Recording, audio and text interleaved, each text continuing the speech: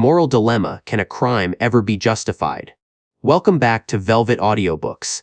Let's begin with a question that is as unsettling as it is unavoidable. Picture this with me. Step into a scenario that is anything but comfortable. Suppose you had the chance to remove a greedy, cruel, parasitic old pawnbroker. Someone who squeezes the last coins out of the poorest, someone whose very existence seems to spread misery, a woman who has hoarded piles of money scraped out of other people's suffering. Now imagine that if, by killing this one person and taking her ill-gotten wealth, you could save hundreds of good, kind, hardworking people, families drowning in debt, sick people who can't afford medicine, children whose schooling is about to end because their parents can no longer pay. Would you do it? Would you stain your hands with blood in exchange for what seems like a greater good? One life for hundreds. A single sacrifice for countless souls spared. Most of us would recoil, or at the very least, find ourselves spiraling into a moral maze where law, ethics, empathy, and fear collide. We would question, hesitate, doubt, choke on the very thought of it. But there was once a young man, almost 2 centuries ago, who didn't just ponder this question. He believed in it. He nurtured the idea and eventually turned that shocking philosophical hypothesis into a cold, calculated plan. That man was Rodion Romanovich Raskolnikov, the tortured protagonist of Fyodor Dostoevsky's masterpiece Crime and Punishment. Raskolnikov was not a petty criminal. He was a brilliant but impoverished ex-student, starving, desperate, and consumed by a terrifying kind of intellectual pride. He believed he belonged to an elite class of extraordinary individuals, people who had the right to overstep conventional morality, even to kill if their actions served a higher purpose. In his mind, he was a kind of Napoleon, a man who could smash the old order, defy the rules, and shape the world according to a grand vision. And the old pawnbroker? To him, she was nothing more than a louse, a worthless obstruction whose death would free her wealth for better, nobler uses. So with an axe in his hand, and a grand theory of justified murder in his mind, Raskolnikov acted. Welcome again to Velvet Audiobooks. In this episode, we're not merely reading a classic. We are stepping into the psyche of a murderer, unpacking guilt, fear, pride, and the haunting question of whether a man can escape the punishment of his own conscience. Dostoevsky challenges us. Can anyone truly get away with a crime if the real punishment comes from within? Can a murder born from noble intentions ever be noble at all? Raskolnikov imagined his life, and even his crime, like a grand game of chess. He believed himself the strategist, the commander, the master of the board. He thought he could direct each move, anticipate every consequence, bend the rules to his will. But Dostoevsky, with piercing psychological insight, reveals a harsher truth. Raskolnikov is not a chess master. He is a pawn deceived by pride, a pawn sacrificed by forces far greater than he understood: fear, guilt, conscience, and the invisible punishment woven into the fabric of the human soul. A pawn who thought himself a king. And the price he pays is not merely legal, it is spiritual. It is the loss of peace, the collapse of identity, the slow erosion of the self. Through him, Dostoevsky warns us, even a crime wrapped in the illusion of righteousness carries a weight that crushes the one who commits it. Join me as we continue this journey into the shadowed corridors of Raskolnikov's mind and the moral universe of Crime and Punishment.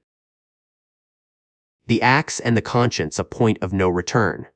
Welcome back to Velvet Audiobooks. In the previous chapter, we explored Raskolnikov's dangerous theory, his belief in so-called extraordinary people who could overstep moral boundaries for a greater purpose. But theories, no matter how grand, tremble when confronted with reality.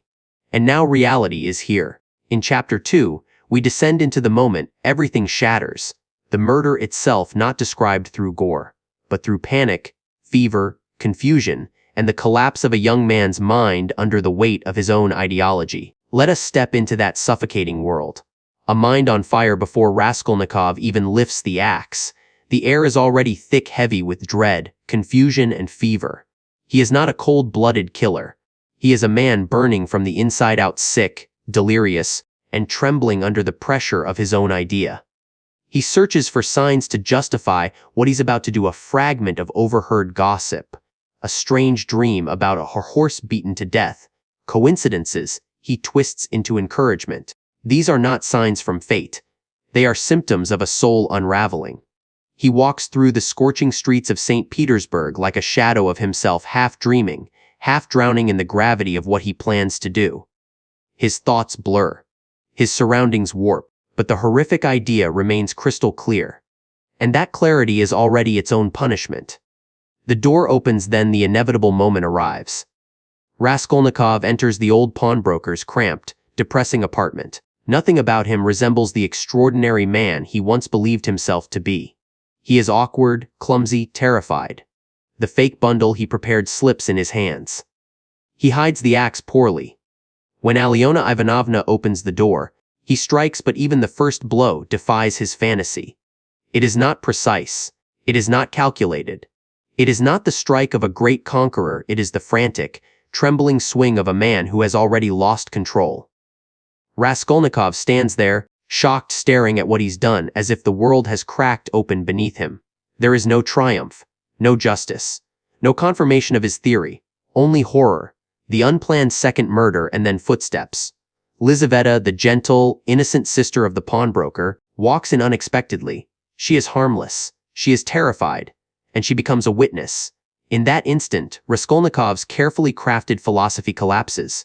There is no great purpose here, no world-changing idea. There is only panic.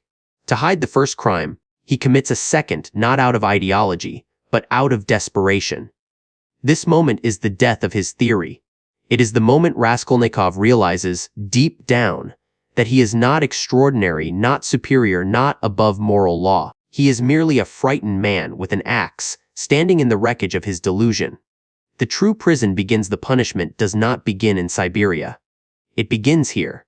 From this point forward, Raskolnikov is not free even when he walks the streets without handcuffs. His prison is internal. Fear becomes his shadow. Paranoia becomes his companion. A fever grips him not from illness alone, but from the eruption of guilt into every corner of his consciousness. He is haunted by every sound, every glance, every breath in the crowded city around him. The axe didn't just split flesh. It split his soul. Dostoevsky's truth. This chapter is Dostoevsky at his most merciless and brilliant. He doesn't show us blood. He shows us the collapse of a human being from the inside. Raskolnikov believed killing the pawnbroker would liberate him, prove his theory, elevate him to the status of the extraordinary. Instead, the act reveals a painful truth. No one escapes the judgment of their own conscience, and a crime committed for good is still a crime that corrupts the one who commits it. Raskolnikov has crossed a line he can never uncross. What comes next is not freedom, but the long descent into guilt, torment, and spiritual ruin. The Maze of Torment, a battle with himself and Inspector Porfiry. Welcome back to Velvet Audiobooks. In Chapter 2, we witness the irreversible moment when Raskolnikov crossed the line between thought and action, between theory and blood. Now, in Chapter 3, we explore what Dostoevsky considers the real punishment, not prison, not the law, but the suffocating torment of a guilty mind. This is the chapter where Raskolnikov's soul begins to collapse inward, and the walls of his inner prison grow tighter, darker, and more terrifying. Let's enter the maze. A fever with no escape after the murder, Raskolnikov doesn't feel freedom. He doesn't feel triumph. He doesn't even feel relief. He falls into a fever, literal and spiritual. His tiny, suffocating room becomes a cell. He lies for days in delirium, sweating, shivering, slipping in and out of consciousness. Dreams and nightmares blur. Voices echo in his mind. The world becomes a haze of half-seen shadows and half-heard accusations. When he finally wakes, he finds no comfort, only panic. Raskolnikov is terrified of everyone: the servant girl, strangers on the street, even his closest acquaintances. Every glance feels like suspicion. Every whisper feels like a threat. He becomes a man hunted not by the police, but by his own imagination. It's here that the punishment begins in earnest. Enter Porfiry Petrovich. Then comes the most fascinating figure in Dostoevsky's psychological theater, Inspector Porfiry Petrovich. Porfiry doesn't burst in with handcuffs and evidence. He doesn't slam tables or shout accusations. He does something far more terrifying. He understands. Porfiry conducts interrogations not with force, but with gentle, probing curiosity. He dissects a person not with forensic tools, but with psychology. He doesn't need proof, he needs inconsistencies, reactions, the flicker of fear in someone's eyes. Raskolnikov is the perfect subject. The psychological chess match. The meetings between Raskolnikov and Porfiry are not interrogations, they are duels. Porfiry brings up Raskolnikov's article about extraordinary individuals, the theory that some people have the right to commit crimes for the greater good. He treats the topic casually, almost playfully. But every word is a blade. He asks questions that sound innocent, yet each one cuts closer to the truth. Do you believe some people are above the law? If a great man committed a crime, would it truly matter? Couldn't such a person justify anything? To Raskolnikov, these questions are unbearable. Because they are not hypothetical. They are personal. Porfiry turns the theory back onto its author, forcing Raskolnikov to confront the very ideology he used to justify murder. Raskolnikov tries to stay calm, but every answer exposes him further. Every denial sounds weaker. Every attempt to explain only deepens the suspicion. Porfiry listens not just to what Raskolnikov says, but to the tremor in his voice, the twitch in his hands, the contradictions between his words and his eyes. He is dissecting Raskolnikov's soul. Is Porfiry the inspector or his conscience? At times, it feels as though Porfiry isn't even a real man, but a manifestation of Raskolnikov's guilt. He knows too much. He senses too much. He sees right through Raskolnikov with uncanny precision, as if the young man's mind were made of glass. Porfiry becomes the external embodiment of the judgment Raskolnikov fears most, not society's judgment, but his own. Every conversation with Porfiry is a mirror reflecting his fear, his contradiction, his unraveling, his desperate desire to be caught, and his even more desperate desire to escape. This is what makes Porfiry one of the greatest psychological antagonists in literature. He is not there to arrest Raskolnikov's body. He is there to dismantle his delusion, piece by piece, thought by thought, lay by lay. The maze tightens the more Raskolnikov tries to run from Porfiry, the more he runs from himself. His fever returns. His paranoia intensifies. Reality itself begins to warp under the weight of guilt. This chapter shows us that the human mind, when poisoned by conscience, can build a prison far more brutal than anything made of iron bars. Dostoevsky wants us to see the truth. A guilty conscience does not wait for the law. It punishes instantly, relentlessly, and without mercy. Raskolnikov's torment has only begun. Sonia, a light of redemption from the darkest place. So far, we've walked with Raskolnikov through the tangled maze of his theories, the chaos of the murder, and the suffocating torment of guilt and paranoia. But now, in Chapter 4, we encounter someone completely different. A contrast so striking that it feels like Dostoevsky suddenly opens a window in a room with no air. Her name is Sonia Marmeladova, and she is the quiet miracle of this story. 1. Sonia's tragic world, suffering as sacrifice. Sonia's life is heartbreak wrapped in silence. Imagine a young woman forced into prostitution not out of vice, not out of desire, but out of pure desperation. Her father is a drunk, her stepmother is ill, her siblings are starving. Every time she walks the streets, she does so to feed others, not herself. Society labels her as fallen.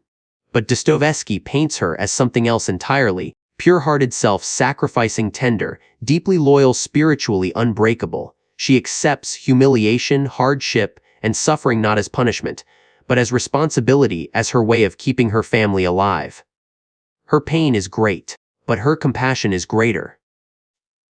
Sonia vs. Raskolnikov. Faith meets rebellion. When you place Raskolnikov and Sonia side by side, you see two forces, two philosophies, two ways of existing in the world. Raskolnikov represents rebellious intellect, rejects the injustice of the world with anger, believes suffering must be conquered, not endured, seeks greatness through violence and defiance. Sonia represents humble faith, accepts suffering with quiet strength, believes in love, forgiveness, and the divine, seeks to heal, not to control. Raskolnikov is pride. Sonia is compassion. Raskolnikov fights against human weakness. Sonia embraces it with tenderness. Their contrast isn't just dramatic, it's philosophical. Sonya is everything Raskolnikov's theory rejects: a poor, powerless, ordinary person who possesses a moral beauty far beyond anything he imagined. 3. The confession. Raskolnikov breaks before Sonya, the emotional climax of this chapter, and one of the most unforgettable scenes in the entire novel is Raskolnikov's confession to Sonya. He doesn't confess to the police first. He doesn't confess to a priest. He confesses to her, a girl society looks down on. Why? Because in his deepest torment, Raskolnikov seeks not judgment but mercy. Sonya listens. She trembles. But she does not condemn him. Her heart opens instead of closing. And then comes the moment that resonates across centuries. Raskolnikov asks her to read the story of Lazarus from the Bible. A man who was dead and brought back to life. This is no coincidence. Raskolnikov is spiritually dead, buried under pride, guilt, and self-inflicted suffering. Sonya's voice becomes the symbol of hope he desperately needs. The passage from the Gospel becomes more than scripture, it becomes his first, fragile step toward redemption. It is a whisper of resurrection in a heart overrun by darkness. 4. Redemption does not come from pride, only from love. This chapter delivers one of Dostoevsky's deepest truths. Redemption doesn't come through intellect. It doesn't come from radical theories. It doesn't come from power. It comes from love, humility, compassion, courage, and the willingness to accept suffering as part of healing. Sonya becomes Raskolnikov's moral compass, not by lecturing him, not by shaming him, but simply by being present with love that expects nothing in return. She is the light that enters his soul through the cracks guilt has left behind. Some readers say Sonya is the soul of the novel, the embodiment of the possibility of salvation. And in chapter 4, that becomes undeniably clear. She doesn't save him instantly. She doesn't erase his crime. But she gives him something he has lacked all along: a reason to believe he can still be human. The Labyrinth of Agony, a mental duel with himself and Inspector Porfiry. If earlier chapters plunged us into Raskolnikov's fevered guilt and the suffocating weight of his conscience, chapter 5 leads us deeper into a battle of wits, paranoia, and psychological torture. This is where the novel shifts from crime to punishment. Not punishment imposed by the law, but punishment inflicted from within. And at the center of this torment stands two forces: Raskolnikov, terrified of being exposed, and Inspector Porfiry, quietly, methodically cornering him. Let's step into this tightening psychological labyrinth. A mind on the edge after the murder, Raskolnikov does not return to life, he unravels from it. His days blur together in hallucinations and fever. His nights are filled with nightmares and whispers of guilt. He is both sick in body and fractured in spirit. Every shadow becomes a threat. Every sound becomes an accusation. Every stranger becomes a judge he must hide from. He isolates himself in his cramped, suffocating room. It becomes a coffin one he's terrified to leave, yet even more terrified to remain in. His punishment is no longer abstract. It is real. It is relentless. It is consuming him from the inside. Porfiry arrives, the psychological predator, and then comes Inspector Porfiry Petrovich. Not with force, not with intimidation, but with a smile and an intellect sharper than any blade. Porfiry is a master psychologist. He understands criminals not through evidence, but through their souls. He doesn't need Raskolnikov to confess. He just needs time. Time to observe. Time to prod. Time to quietly tighten the noose of conversation around Raskolnikov's unraveling mind.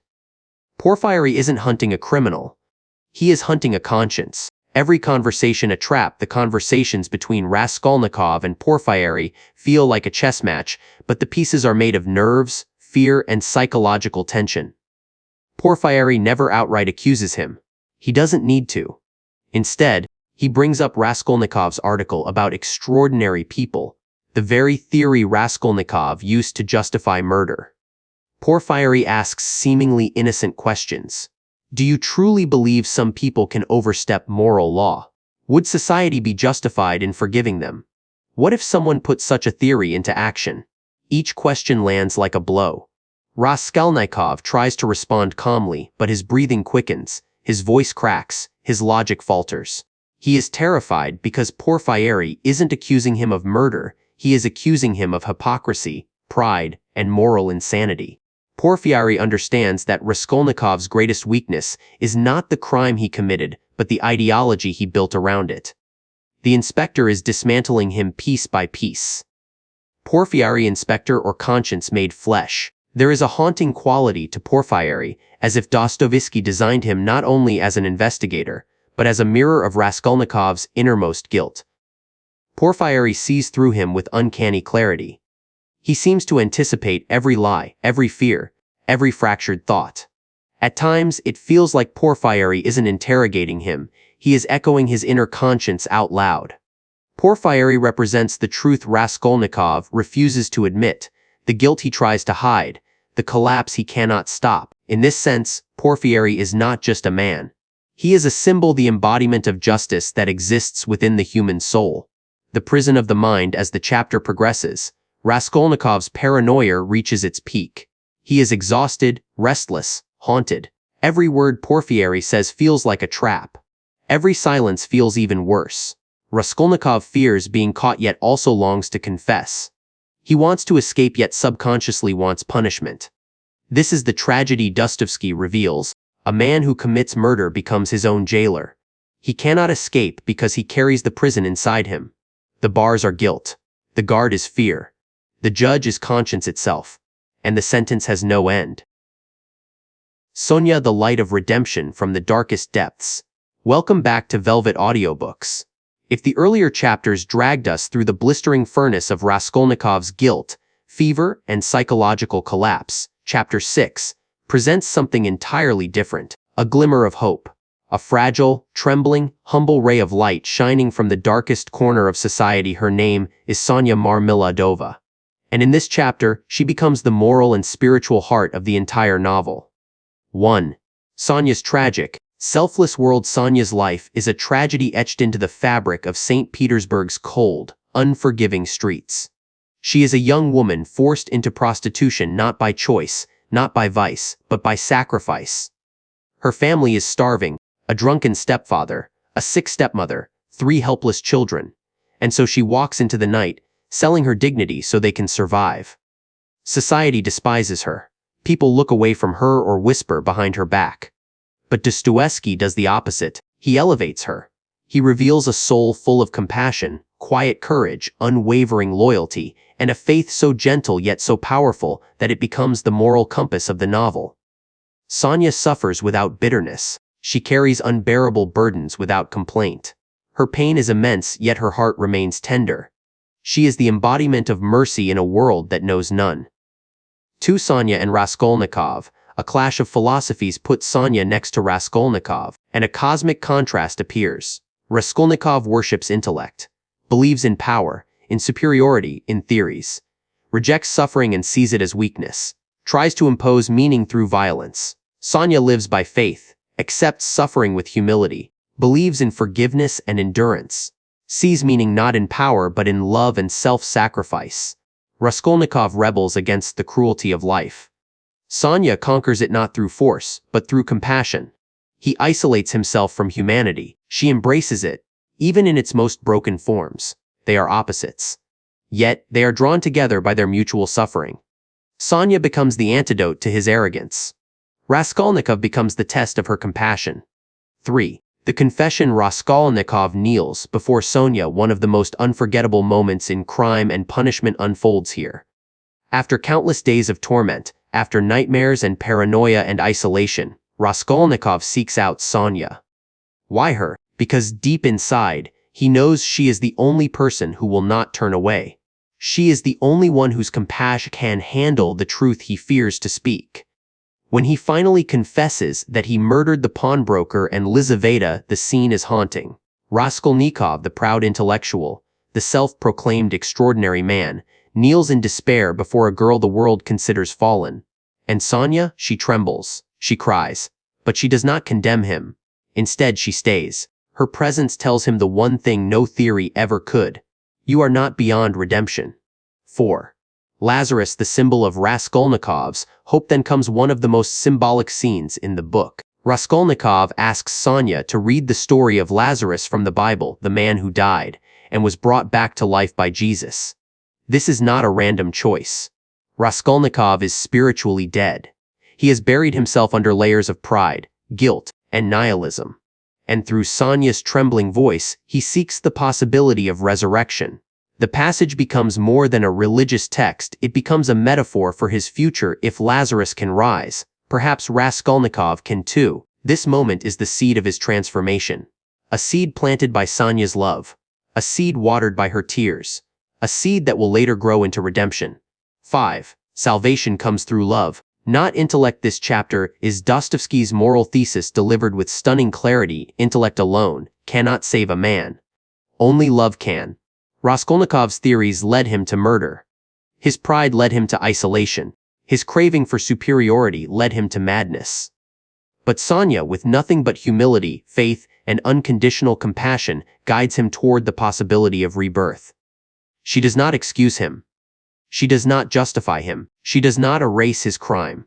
But she shows him that forgiveness is possible, that mercy exists, that suffering can lead to resurrection. Sonya is not just a character. She is the soul of the novel. She is the light that reveals Raskolnikov's darkness and the bridge that leads him back to humanity. The 7-day action plan, living crime and punishment in real life. After traveling through Raskolnikov's torment, his theories, his guilt, and the fragile hope brought by Sonya, we now arrive at a very different chapter 1 that pulls Dostoevsky's lessons out of 19th century St. Petersburg and places them squarely into our own lives. This is not just analysis, it is application. A 7-day journey of reflection, humility, compassion, and renewal inspired directly by crime and punishment. Let us begin. Day 1 and 2 challenge your extraordinary person theory. Remember Raskolnikov. He believed he was exceptional, someone above the rules, someone justified in breaking moral boundaries if it meant achieving a greater good. And look where that belief led him. For the first 2 days, your task is simple, yet profound. Identify one belief you've held tightly for a long time. Maybe it's a belief about who you are, a belief about your relationships, a belief about how the world works, or a belief about success, failure, or morality. Something you rarely question, something you assume is unquestionably true. Then, actively challenge it. Seek out opposing viewpoints, contradictory evidence, people who think differently, books or essays that destabilize your assumption. Not to abandon your belief immediately, but to practice intellectual humility. To remind yourself that the world is vast, truth is complex, and certainty can be dangerous. Dostoevsky shows us that arrogance of the mind, the belief that we always know best, can lead us down dark and destructive paths. Let these first 2 days be a lesson in openness. Day 3 and 4, listen to your conscience. Throughout the novel, Raskolnikov tries desperately to silence his conscience, but it keeps returning louder, sharper, more merciless. For the next 2 days, spend at least 10 minutes each day in silence. No phone, no music, no distractions. Just you and whatever thoughts arise. When uncomfortable thoughts appear, jealousy, resentment, guilt, selfish impulses, unresolved anger, don't push them away. Don't justify them. Don't tell yourself everyone feels this. Simply watch them. Listen. This is not self-punishment. It is self-awareness. Dostoevsky forces Raskolnikov and us to confront the shadow within. Only by acknowledging these hidden parts can we begin to transform them. These 2 days are your invitation to understand yourself more deeply. Day 5 and 6, find your Sonya moments, practice compassion. Sonya Marmeladova is the beating heart of crime and punishment. She represents compassion, forgiveness, and unconditional love, the very things that ultimately guide Raskolnikov toward redemption. For the next 2 days, 1. Perform one anonymous act of kindness. Something small, help someone without them knowing. Donate something quietly. Offer support without seeking credit. Compassion is purest when it seeks no audience too. Listen deeply to someone you normally overlook, a coworker, a neighbor, a family member you rarely speak to, a stranger whose story you've never cared to hear. Don't fix anything. Just listen. These actions connect us to others in ways that intellectual theories never can. They pull us out of our isolated minds and remind us of our shared humanity. Sonya teaches Raskolnikov and teaches us that redemption begins with empathy. Day 7, confession and renewal. The turning point of Raskolnikov's journey comes not when he is caught, but when he finally confesses first to Sonia, then to himself, and eventually to the authorities. His confession is an act of courage, a surrender of pride, a step toward rebirth. For your final day 1. Admit one mistake to someone you trust. It doesn't need to be big, it doesn't need to be dramatic. But speak the truth honestly, openly. Feel the weight lift too. Choose one small new beginning. A habit to break. A skill to learn. A project to start. A relationship to nurture. Write down the first step. Take that step today. This is your Lazarus moment, your first movement toward renewal. Closing thoughts. This 7-day plan is not meant to be perfect. It is meant to be human. Just as Dostoevsky explored the depths of weakness, guilt, pride, suffering, and mercy, this plan guides us through humility, introspection, compassion, honesty, and renewal. By engaging with these small challenges, you don't just understand the novel intellectually, you live its lessons. And through that, you begin writing your own story of transformation. 3 core lessons: what Raskolnikov teaches us about humanity. Welcome back to Velvet Audiobooks. We have walked alongside Raskolnikov through the suffocating alleys of St. Petersburg, felt his fever, witnessed his torment, and watched him cling desperately to the fragile flame of redemption. And now, after this long and turbulent journey, we arrive at a moment of reflection. If we had to distill everything, every theory, every breakdown, every confession into 3 essential lessons, what would they be? Let's gather these insights together. Lesson 1: the deadly danger of extremist ideology. Raskolnikov was not born a criminal. He was brilliant, sensitive, intelligent, a man capable of empathy. But he allowed himself to be seduced by an idea that certain people are extraordinary, above morality, entitled to decide who lives and who dies if it serves a so-called higher purpose. From this one idea, this seemingly rational justification, grew a horrific act: the murder of 2 innocent women.